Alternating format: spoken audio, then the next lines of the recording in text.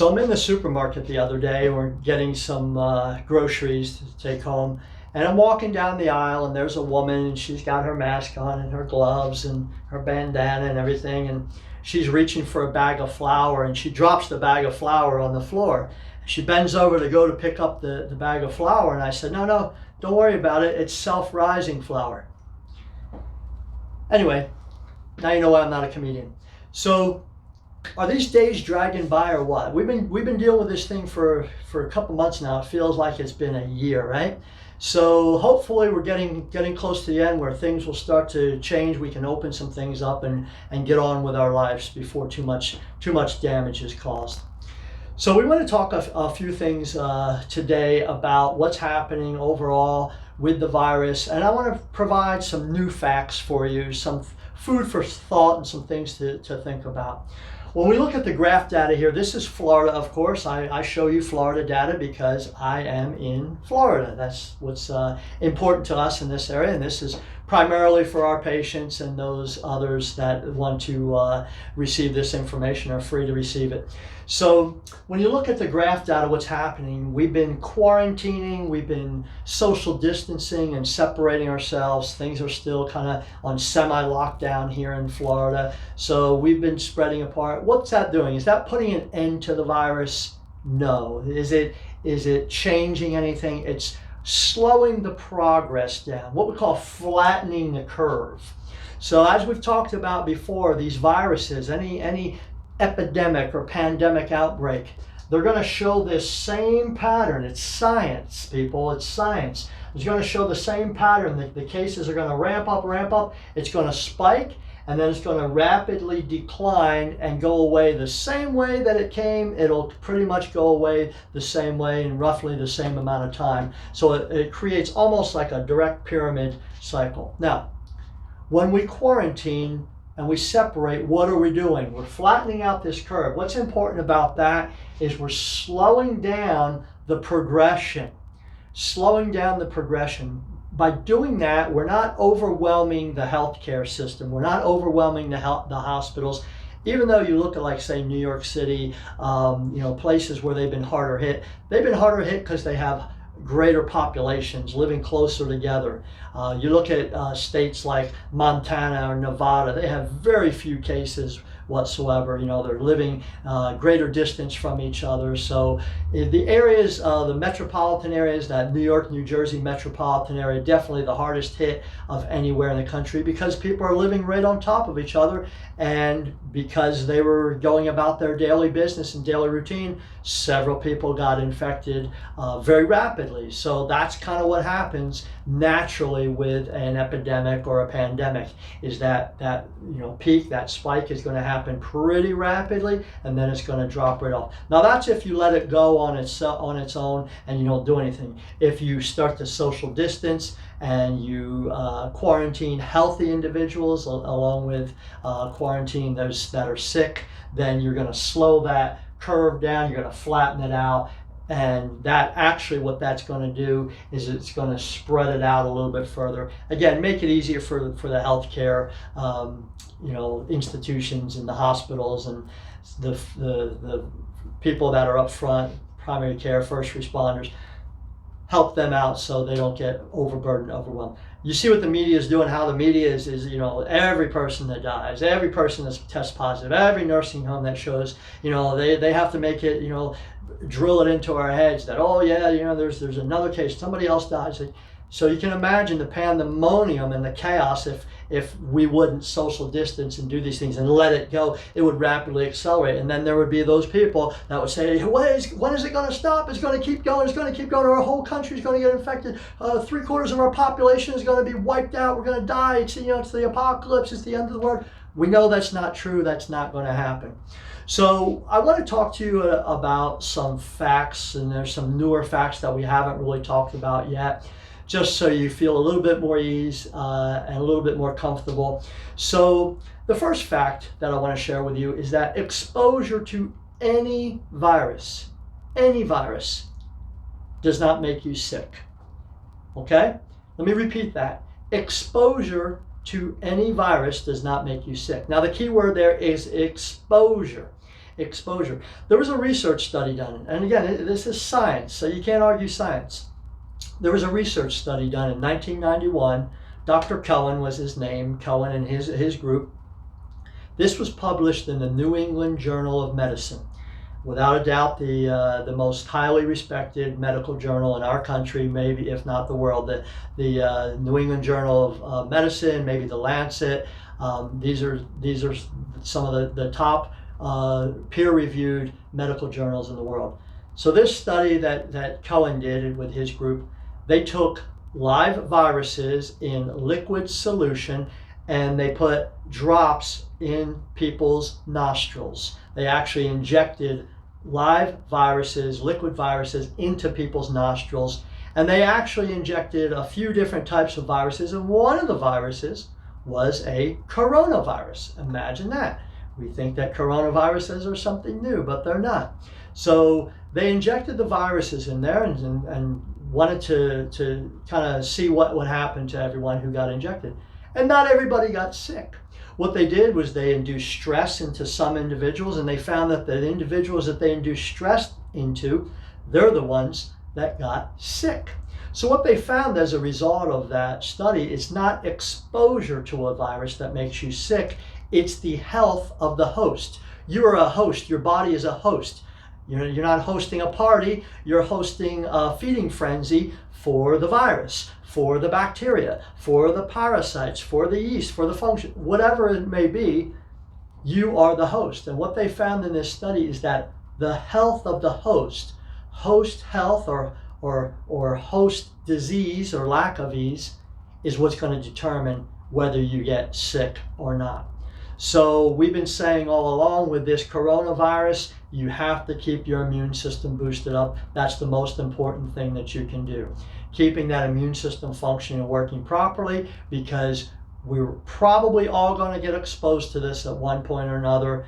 The worst thing that could happen, you get exposed, you have an underlying health issue, you get into the hospital. The best thing that could happen is you have a good immune system, you get exposed to some of this, you build antibodies, and you move on about your life like you do with any other virus.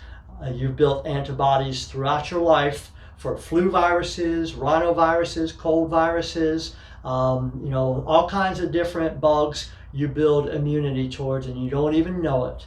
So the thing is, most of us have probably been exposed to the virus and built some antibodies, and we're going to be okay. Fact number 2, the virus must run its course. Must run its course. Okay? Doesn't matter if you quarantine, if you social distance, no matter what you do. Now we're talking about opening things back up and gradually, keep social distancing and opening restaurants and things of that nature. That's all irrelevant to the virus. The virus is no respecter of person. The virus doesn't care if you're the president, if you're a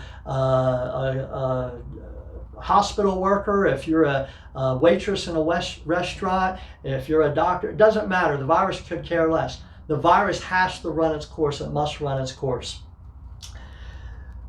Fact number 3, quarantining healthy individuals has prolonged the process.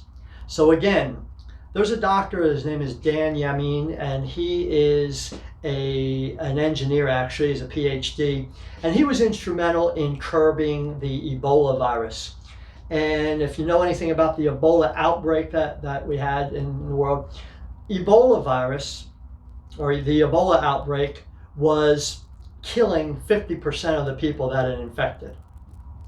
So they had to figure out models, and this Dr. Yamin with Yale University, they got a team together and they did some modeling and figured out the geometric pattern of how it's going to spread, the science of how it's going to spread. What they found is, rather than a medical approach, taking a socialist approach and a geometric mathematical approach, they figured out a way to curb the Ebola virus, and they were successful in doing that and bringing that to an end. Well, he's since talked about what's happening with this current coronavirus. And he talks about South Korea and how South Korea has been dealing with coronaviruses for years and years, and they lead the world in testing for coronaviruses, and their mortality rate is under 1%, and they've still been dealing with it. But what they found is that when you quarantine healthy individuals and sick individuals, if you separate everybody, what it does is it prolongs this process and it makes this process go much longer. Now, we all understand that why that's necessary. As I mentioned earlier, we have to ease the burden on our healthcare workers and on our hospitals and things, so forth and so on.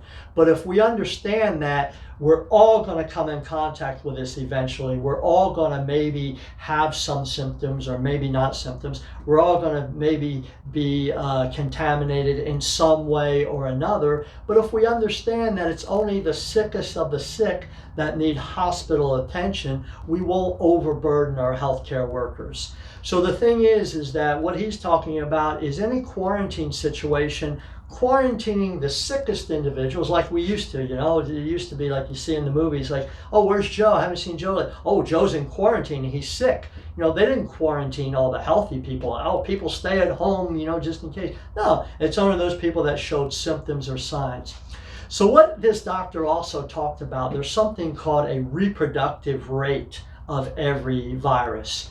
And the reproductive rate of this particular coronavirus has been found to be 2. What that means is how many people you are going to infect when you become infected. So if I become infected with coronavirus, I will infect 2 people on average. That's what they found. So using these models, what they found is that there's no way that our entire population could ever become infected. In the worst case scenario, if nobody had any immunity, the worst case scenario without any immunity whatsoever is half of our population would become infected. And if half of our population became infected, we would still have the percentage of the breakdowns. We'd still have 80% of those no symptoms to mild symptoms, the 15-16% of the moderate symptoms that get better in 2 to 3 weeks, and then the 5 to 6% that are more severe, and then the smaller range of the critical people at the top.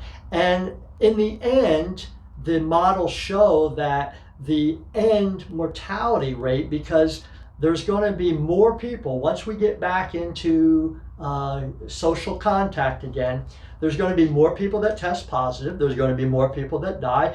Again, the virus has to run its course. And if we understand that, okay, it's not going to wipe out half our population. It's not going to wipe out, 75% of our population. It's going to be about 0.3% of the population that's going to take the hit of the people that have been infected. Now, the people that have been infected are going to be far greater number than what are going to be tested, because a lot of those people aren't going to have symptoms, so they're not going to even be tested. I may have contacted coronavirus and built antibodies and not had any symptoms. I might show positive tests for the antibodies. At one point, I would have tested positive, but not today. I might not test positive today, but I still may have been infected at one point, and my immune system just fought it off.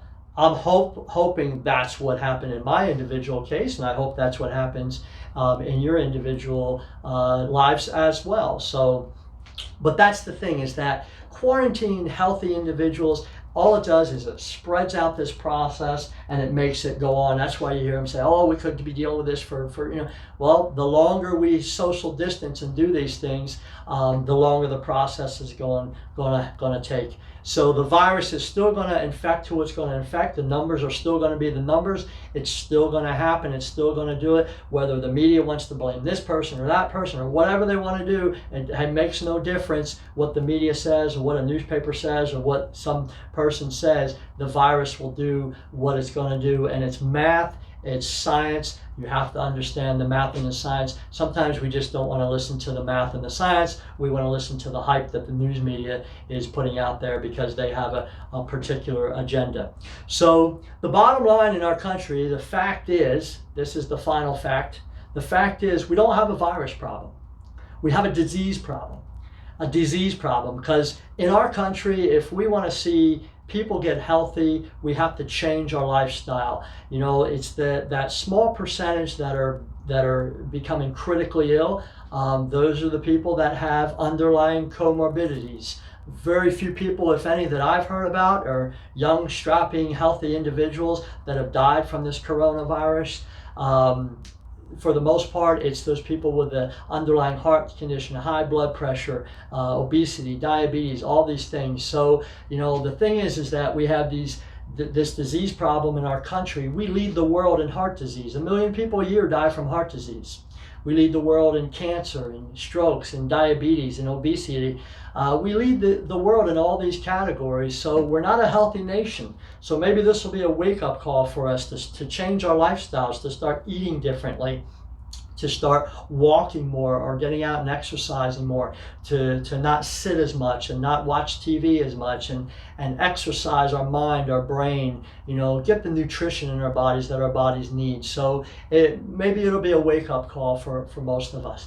So those are the facts that I wanted to cover today. Those are the cold, hard facts. So I hope you take heed and understand. Still listen to your lawmakers. Still listen to your county and your city lawmakers and your state lawmakers, your governors. You know, so ultimately we have to obey the law. We have to do what they say.